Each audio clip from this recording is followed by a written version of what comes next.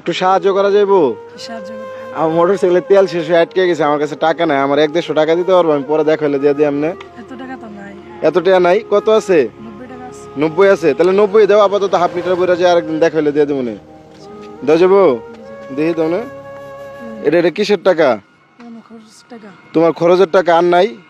এটা মন থেকে দিছো? জি মন থেকে দিছি। যদি আরেকদিন দেখা না হয়, যদি না দিতে পারি, ফেরত না দিতে পারি, আমি দিয়ে দিব। যদি না দিতে পারি তাহলে ওই ক্ষেত্রে কি দাবি রাখবা? জি না দেবে।